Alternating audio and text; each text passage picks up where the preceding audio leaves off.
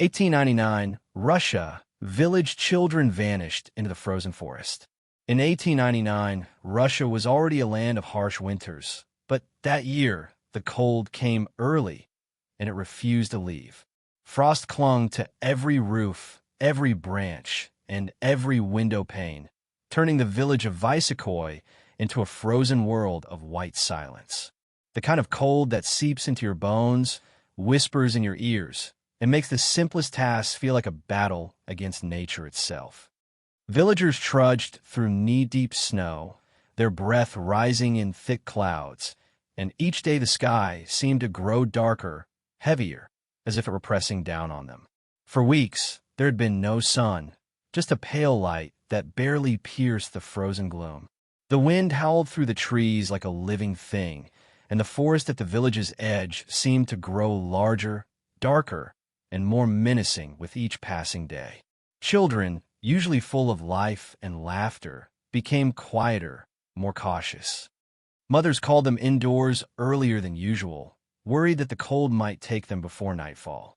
And still, the snow kept falling, turning the forest into an endless, white labyrinth, swallowing the familiar paths that led home. It was the kind of winter that makes people talk in whispers, as though the cold itself might overhear them. Old men huddled around their stoves, muttering about years long past, when winters were cruel but never this merciless. Superstitions resurfaced. Some swore the frost was a warning, a punishment from God, or perhaps from spirits that dwelled deep within the forest. Children were told to never wander too far from home. Doors were bolted, fires kept burning all night, and yet a feeling of unease settled like ice in the villagers' hearts. On the outskirts of the village, the forest waited. Trees bowed under the weight of snow, their branches cracking under the relentless pressure. Every shadow seemed to stretch and twist, forming shapes that played tricks on the eyes.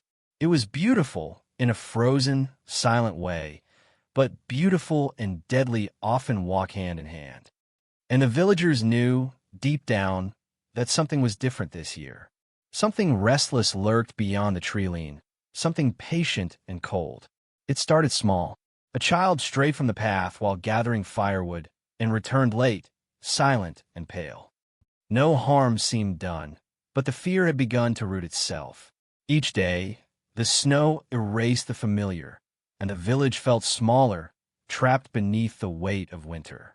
The air was sharp, the nights long, and in that frozen stillness, anything could happen without a sound. By the time the first full week of January arrived, the wind was relentless. Snowdrifts formed walls taller than a man. Villagers reported seeing fleeting shapes among the trees, shadows darting where no human should be. Dogs growled and refused to enter the forest, and even the hardiest men felt a shiver that had nothing to do with the cold. Something watched, something waited, and in the hearts of every parent, a fear began to bloom, quiet at first, then growing like a frostbite that no warmth could heal. The bitter winter had set its mark. It wasn't just cold. It was a prelude.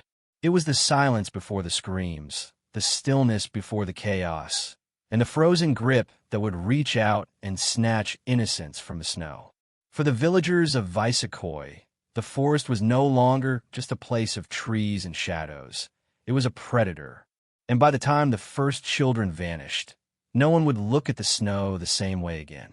After the first disappearances, Visekoy was never the same. The village seemed to shrink beneath the weight of dread. Doors were bolted tighter, windows shuttered, and every step on the snow-laden streets felt heavier. Even the wind, which had once been a natural part of winter, now carried a sinister tone, as if it were whispering secrets only the trees could understand. Families huddled in their homes, speaking in hushed voices. Children were kept inside, warned not to stray near the forest, yet their wide, fearful eyes betrayed curiosity they could not suppress. Mothers clutched scarves and mittens like shields, fathers held axes and lanterns, and neighbors began to gather in small groups to share warnings. But even in these clusters, trust began to fray. Every glance carried suspicion. Every step in the snow felt like it might reveal a hidden danger. Old superstitions resurfaced with a force that surprised even the elders. Stories of the forest were retold in trembling whispers, of spirits that lured children into the shadows, of frost demons that punished the curious, of the unseen eyes that watched from the trees. Some villagers claimed they had seen figures moving between the trunks, fleeting glimpses of pale shapes that vanished when confronted.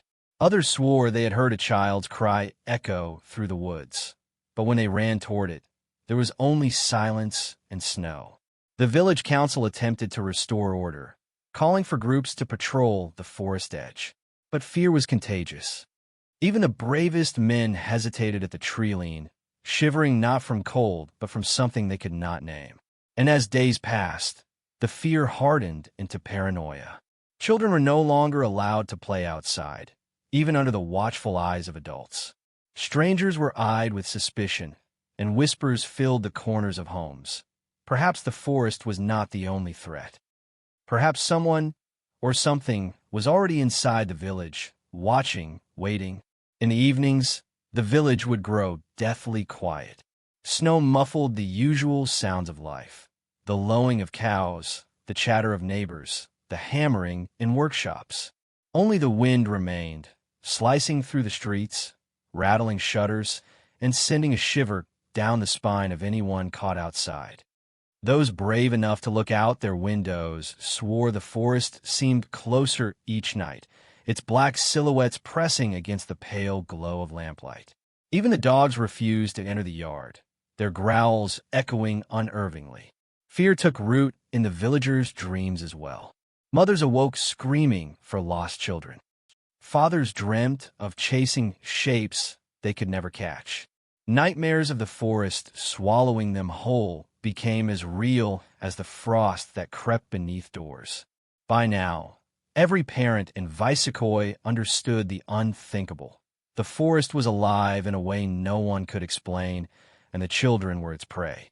Yet, despite all warnings and whispers, daily life did not stop.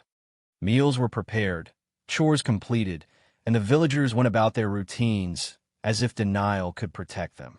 But the fear lingered, a constant companion, tightening its grip with every passing hour. Even a simple walk to the well became a test of courage, each footstep on the snow a reminder that danger waited silently, just beyond sight. It was in this atmosphere of dread and suspicion that the village truly became a place of whispers. Conversations ended abruptly.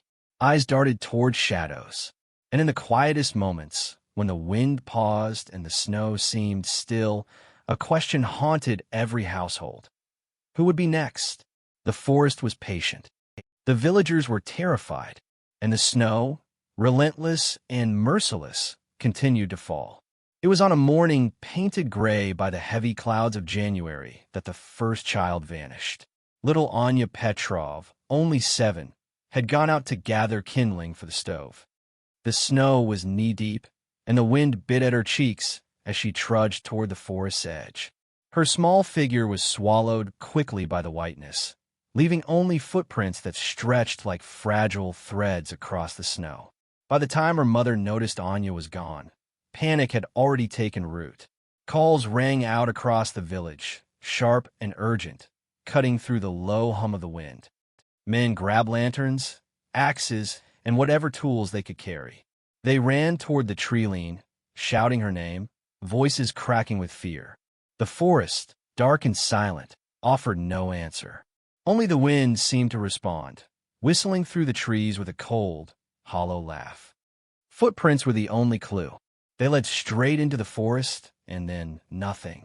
The snow had erased them, or perhaps the forest itself had swallowed them whole. Villagers followed blindly, stepping carefully over hidden holes and icy patches, hearts hammering in unison. The deeper they went, the colder it felt, as if the forest resented their intrusion. Some whispered that the trees themselves were watching, twisting their branches to mislead or trap. Others were too focused on Anya's tiny footprints to notice the unnatural silence pressing down on them. Hours passed, Dusk fell, painting the snow in shades of gray and black. Lanterns flickered, shadows danced, and voices grew hoarse from shouting into the void. No child emerged, no sound of laughter. Only the forest, patient and indifferent, stretched endlessly before them. Families began to fear the worst. Mothers wept openly, clutching scarves and shawls, pressing them to faces still wet from tears.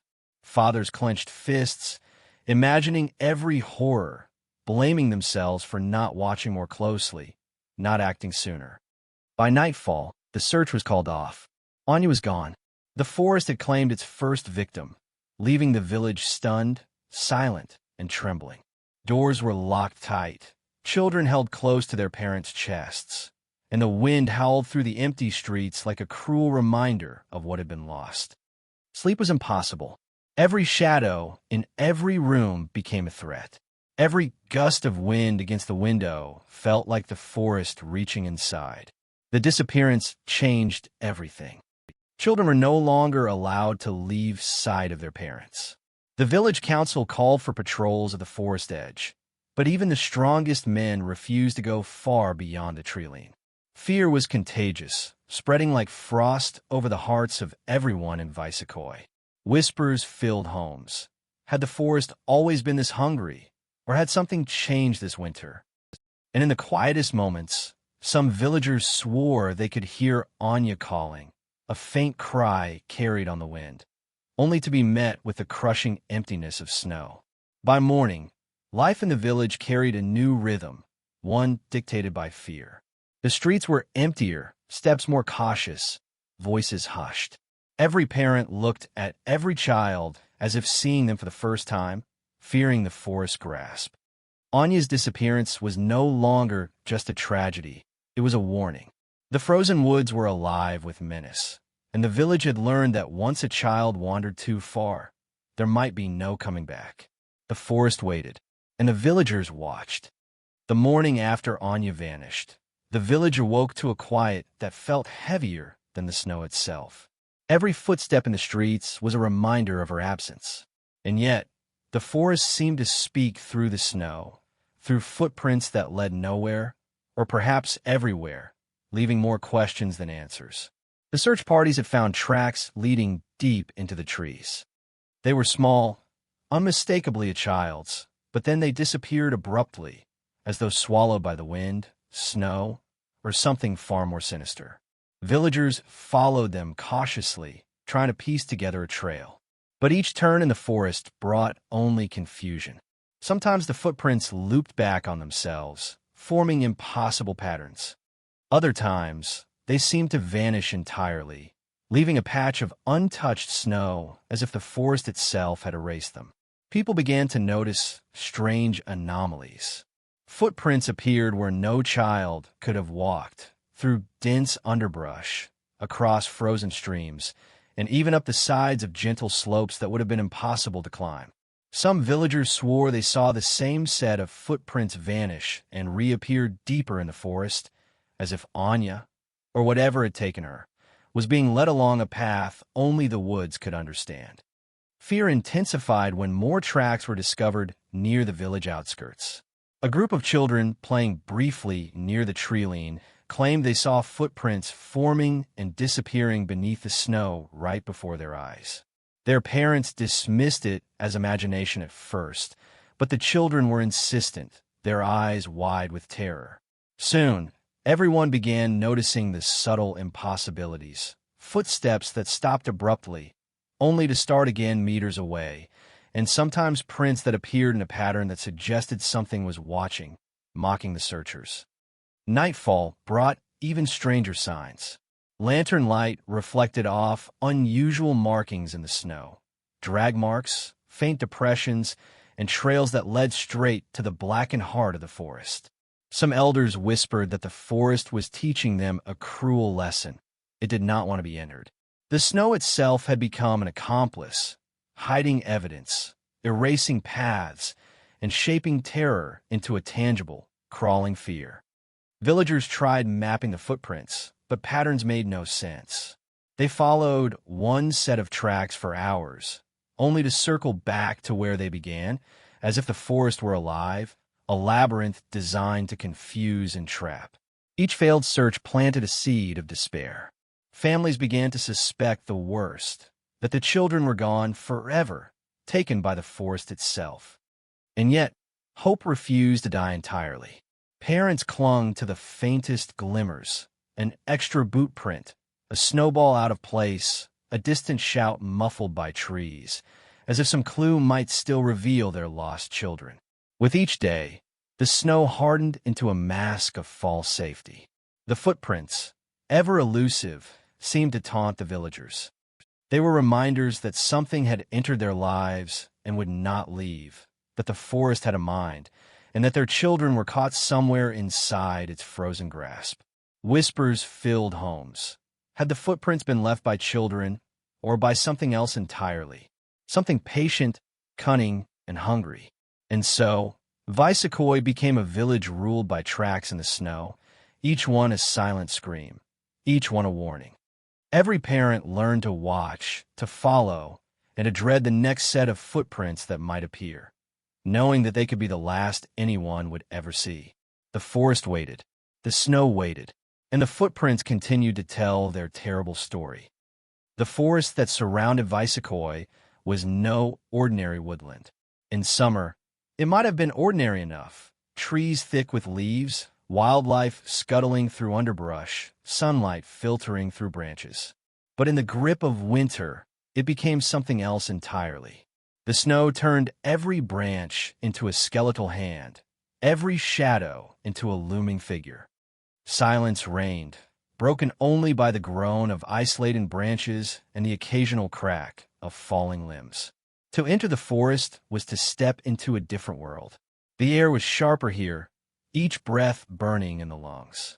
Footsteps sank into powdery drifts, muffled, almost swallowed, leaving the intruder disoriented. Lanterns cast weak circles of light, barely enough to illuminate the frozen trunks around them. Everything beyond that circle was darkness, an unyielding black that seemed to stretch forever. The forest had a rhythm, a patience, a cold intelligence that the villagers did not understand. Search parties ventured deeper after the first disappearances, but fear quickly set in. Men who had faced wolves and snowstorms alike faltered here, feeling a creeping dread that was not entirely the work of imagination. Some returned muttering about distant whispers and fleeting glimpses of shapes moving between the trees. Others refused to speak at all, their silence heavy with a terror that had no name. Mothers were forbidden from venturing in. Fathers tried, but often retreated, and even the bravest hunters left the forest trembling. It was not just the cold that made the forest dangerous. Snow-covered ravines, hidden ice, and dense undergrowth made every step a potential trap. Yet, the forest seemed to work with more than nature's cruelty. Paths appeared and vanished. Trees shifted, or so it seemed, making familiar landmarks disappear. And always, there was the feeling of being watched, of something moving just beyond the sight of human eyes. The forest itself had become a predator. By the third week of January, the forest had claimed several more children. Entire families waited anxiously, refusing to leave their homes after dark.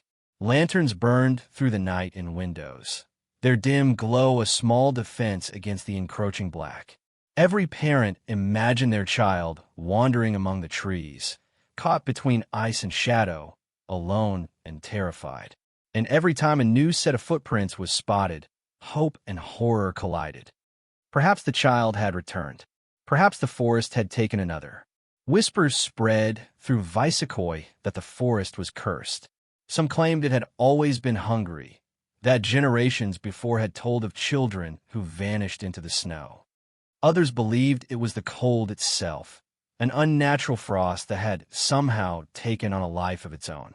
Legends surfaced of spirits dwelling among the trees, invisible yet aware, able to lure children away with voices that sounded like wind, laughter, or crying. No one could say for certain. All that was clear was the growing emptiness in the village, the fear in every household, and the knowledge that once a child crossed the forest's edge, the forest often did not let go. Even during the briefest moments of daylight, the forest felt alive. Shadows stretched unnaturally, and the wind carried more than cold. It carried a message, a warning. Stay out or join the missing. Families huddled indoors, but they could see it from their windows, and it haunted them relentlessly. The frozen forest had become a force in its own right, patient, silent, and merciless, claiming innocence and leaving only dread in its wake. The village could no longer imagine life without it. The forest had won. When the third child disappeared, the village could no longer stand idle. Fear had become unbearable, and desperation took its place. Families banded together, men and women alike, forming search parties that braved the bitter cold, trudging into the frozen forest that had become both labyrinth and predator. Lanterns swung from their hands, illuminating only a small circle of snow, leaving the rest of the trees in suffocating darkness. Every step seemed to echo with a ghostly mockery, as if the forest itself was laughing at their efforts. The villagers called out names, their voices hoarse and trembling. They shouted for Anya, for Mikhail, for little Katia, for every child that had vanished. Their cries were swallowed by the wind and absorbed by the snow. Some swore they heard faint responses, whimpers, laughter, the soft scrape of tiny footsteps, but every time they rushed toward the sound, nothing remained. The forest swallowed their hope as easily as it had swallowed the children. Hours turned into days. The searchers left markers in the snow, hoping to map the paths and perhaps find a clue. Yet every trail seemed to vanish or loop back on itself. The forest had its own rules, its own logic, one no human could understand. Groups split and rejoined, voices shouting across the white expanse. But always there was only the wind, the cracking of isolated branches, and the gnawing fear that each step might be their last. Some villagers tried tracking by instinct, following broken branches, disturbed snow, or hints of movement in the underbrush. But the deeper they went, the more disoriented they became. Shapes shifted in the periphery, shadows appeared and disappeared, and every sound seemed to come from every direction at once. Night fell quickly in January, bringing a darkness so absolute that even the lanterns seemed powerless.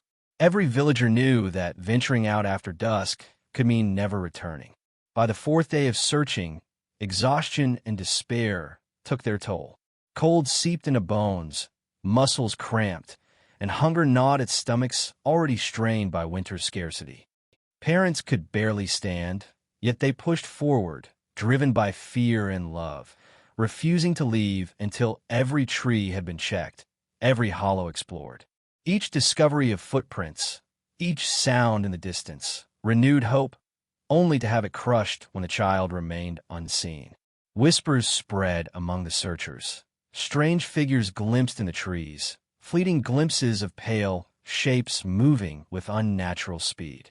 Some claimed the children had been taken by something not entirely human, a presence that manipulated the snow, the trees, the very wind itself. Others believed it was the forest itself, alive and vengeful, punishing the villagers for intruding on its frozen heart. No one could be certain. What was certain was that the children were gone, and with each passing day, the chances of finding them alive diminished. The village of Visecoy began to change under the weight of these searches. People no longer greeted each other cheerfully. Doors were locked earlier. Lanterns were left burning through the night. And every parent looked toward the forest with a mix of fear, anger, and sorrow, knowing that what they sought might never be found. Yet they continued. They searched because hope, however fragile, was all that remained. The desperate search became a ritual of grief and courage, a battle against cold, silence, and the unknown. And still, the forest waited. As the disappearances continued, fear in Visecoy mutated into something darker, superstition. Villagers no longer whispered only about the cold or the forest. They spoke of spirits, curses, and things that should not exist. Every shadow became a potential threat. Every gust of wind a whisper from the unseen. People began to avoid the forest entirely, even glancing at its edge with suspicion, as if doing so might summon whatever had taken their children. The elders told stories long buried by time. Tales of spirits that lured children into the trees, of frost demons that punished curiosity, of ancient guardians of the forest who hungered for innocence. Some claimed the forest itself was alive, a living entity that could move trees, erase footprints, and whisper in voices that mimicked the lost children. Others swore they heard laughter, soft and cruel, echoing through the snow, or cries that faded just as they reached the ears of the living. One night, a villager named Ivan reported seeing a pale figure near the tree-line, too tall and thin to be human. It vanished into the shadows, leaving only the scent of cold air and pine. Another claimed that a child's laughter floated through the village at midnight, though no child had been outside. Fear spread like wildfire. Families began to avoid sleep, leaving lanterns burning in every window. Even the dogs refused to enter the yard, growling at invisible presences. Some villagers sought guidance from priests and shamans. Blessings were performed, prayers whispered over the snow, and rituals carried out to ward off evil. Candles flickered in every home. Holy water was sprinkled at doors and windows. Yet none of it seemed to work. Each disappearance was a reminder that whatever haunted the forest did not respect prayers, rituals, or human desperation. The whispers took hold most strongly among the children. Terrified, they refused to leave the warmth of home. They spoke of shadows that followed them in their dreams, of voices that called their names when the wind blew through the village. Sleep became a dangerous thing, because even in dreams, the forest reached for them. Parents struggled to comfort their little ones, but the cold dread was contagious. The village itself seemed trapped between reality and nightmare. Even skeptics began to believe in the supernatural. The forest no longer seemed merely dangerous, it felt intelligent. Villagers swore they saw patterns in the snow that resembled symbols, signs that seemed deliberately left as messages. Some thought they were warnings, others thought they were traps. Every trace of the missing children was a clue, but a cruelly misleading one, designed to torment those who searched too hard or too long. As the days grew colder, the line between natural fear and the supernatural blurred. Visecoy became a village haunted not just by loss, but by the presence of the unseen. Every whisper, every shadow, every crunch of snow beneath invisible feet deepened the dread.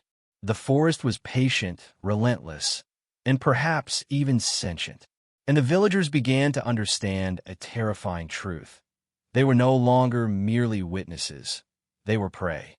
The forest waited, and the whispers never ceased. As fear tightened its grip on Visecoy, the forest shadow seemed to awaken more than just terror. It stirred long-buried secrets. Families who had appeared ordinary began to reveal cracks under pressure. Grudges and betrayals whispered through tense corridors, often too late to prevent disaster. Panic has a way of peeling back facades, exposing the raw, human weaknesses hidden beneath the surface of daily life. Neighbors who had shared meals and celebrations began to eye each other with suspicion. Why had some children vanished while others remained?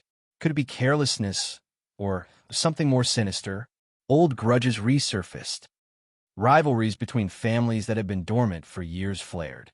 Some whispered that certain villagers had cursed others out of jealousy, anger, or vengeance, hoping to deflect misfortune. Suddenly, the village itself felt like a powder keg, ready to explode beneath the weight of fear. One evening, a group of villagers discovered that a hidden pathway through the forest had been known only to a few families. Footprints found along it didn't belong to the missing children. They were adult-sized, unfamiliar. Could someone in the village have been involved? Rumors spread like wildfire. Every glance between neighbors was loaded with accusation. Every whispered conversation hinted at betrayal. Trust had melted away as completely as the frost that sometimes trickled down icy eaves. Even family secrets came to light.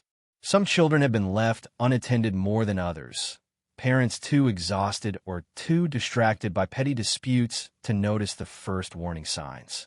Others revealed that certain homes had forbidden rooms, spaces the children were never allowed to enter.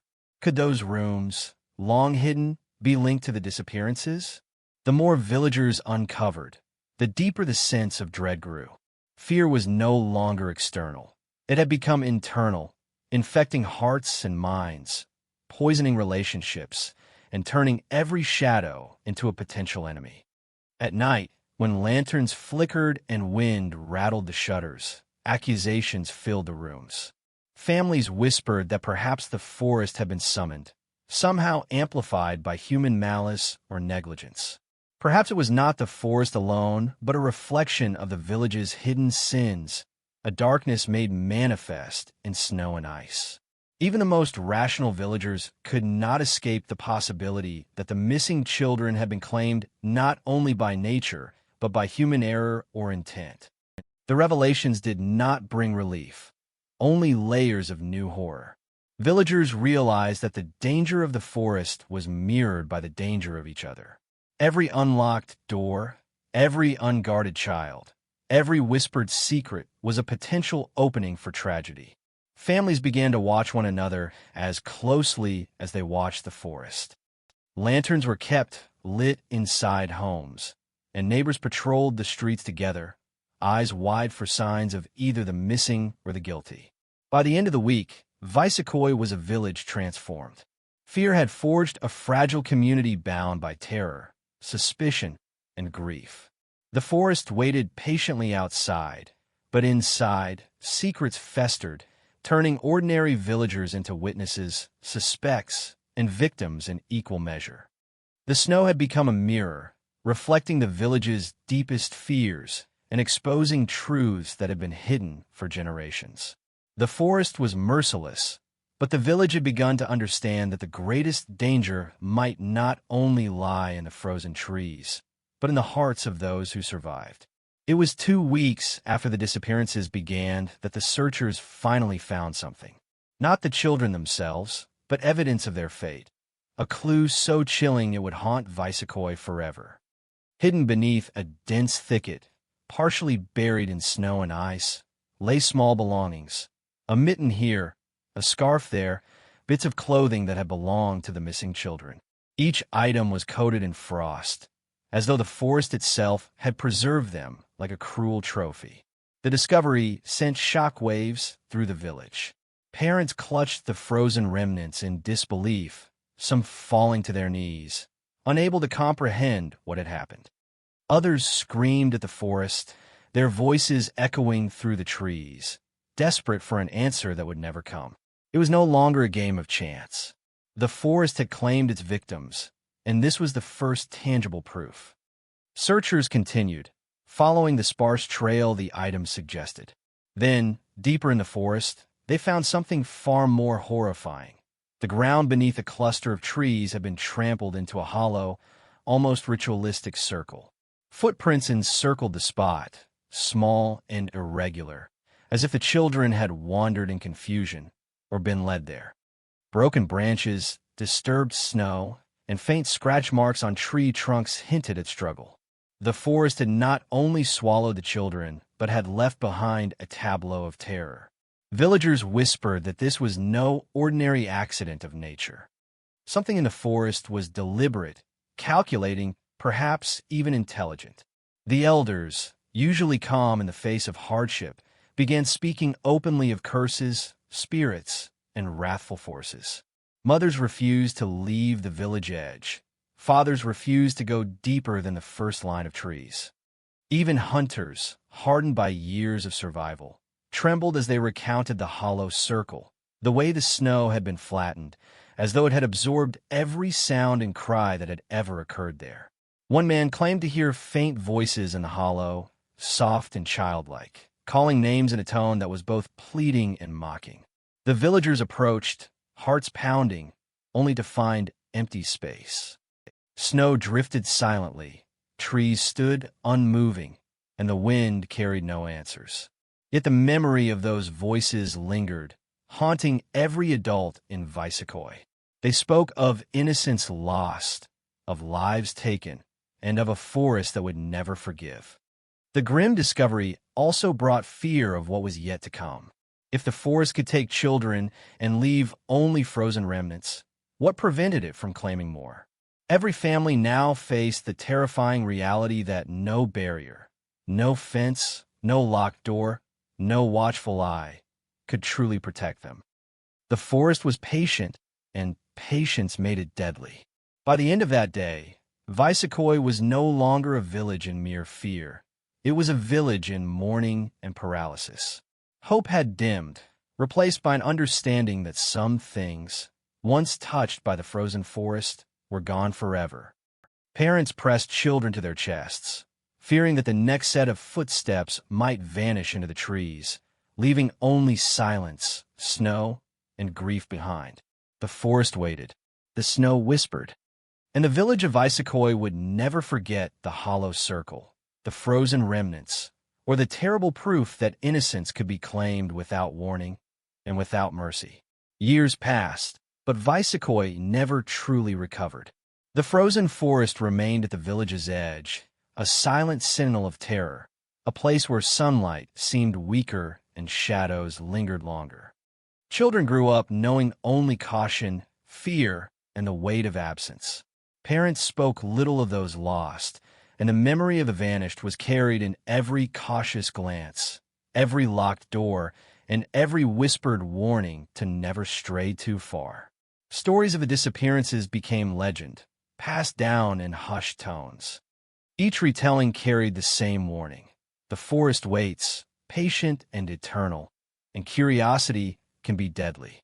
Even as new generations were born, the fear did not fade. Families moved cautiously through snow and shadow, always aware of the hidden danger. The forest had become more than trees and snow. It had become a presence, an unspoken law, a dark history etched into every home and heart. The village itself changed. People avoided the forest entirely, and outsiders were rare. Those who came spoke of harsh winters and strange shadows, but they could not grasp the depth of the dread that had settled over Vicecoy.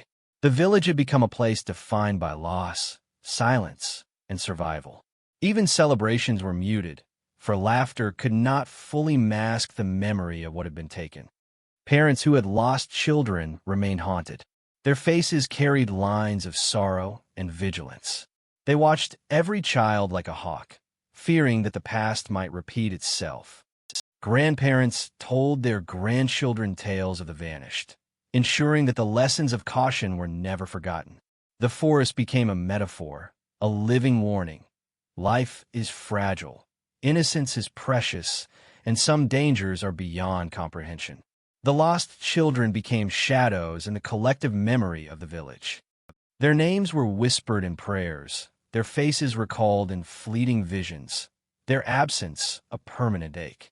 And while the forest never took another child in the immediate years after, the fear it inspired shaped the community more than any law or leader ever could. The snow, the trees, and the silence became a teacher, instilling respect, vigilance, and fear in every generation. Even today, long after Vicecoy became little more than a memory on maps, the legend of the frozen forest persists.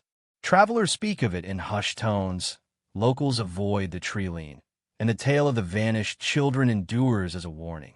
Some winters are more than cold. Some forests are alive. And some disappearances leave scars that no amount of time can heal. The forest waits still, patient and eternal. And in the hearts of those who remember, the children of Vicecoy never truly left.